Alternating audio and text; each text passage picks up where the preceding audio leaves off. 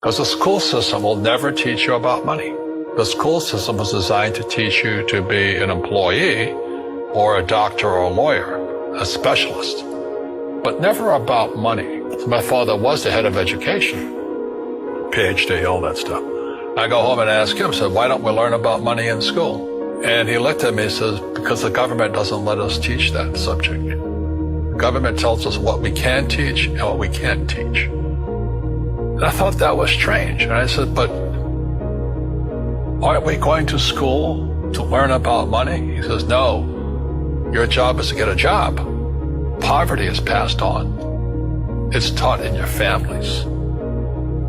And middle class is taught in families. And so the people right now who are sitting at home, who are struggling financially or worried about money or unhappy, they may be making a lot of money, but unhappy with what they're doing, it was probably taught to you. You know, your superego was taught, get a job, work hard, or you'll never be rich, or the rich are evil, or whatever.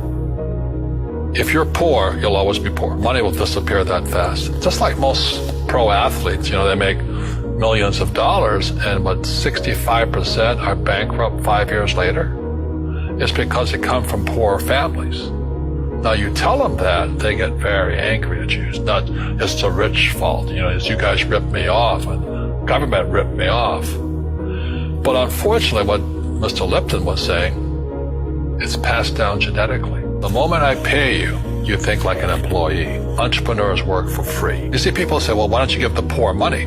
So the only problem with that is just creates more poor people. Give a man a fish, he fishes for the day, or eats for the day. Yeah, you give a man a fish, you get a lot of people who want more fish. Don't tell people what you know. Right. Keep them poor. Poor will always be amongst us, because it starts up here. It's in their words, you know, and the words become flesh. Well, when they say I can't afford it or I can't do that, they go down. They become what they say. And I meet so many people, I can't afford it. You think I'm made of money?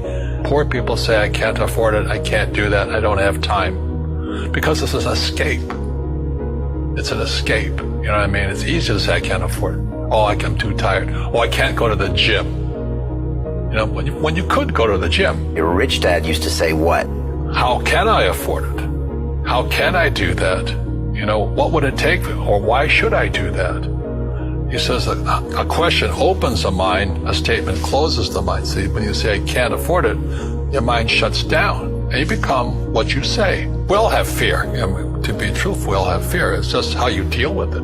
You know, Einstein said, you know, imagination is more important than knowledge, but knowledge empowers imagination.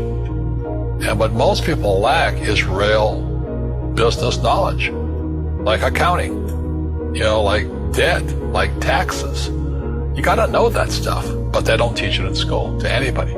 People who are afraid of making mistakes like they teach in school, they don't ever grow.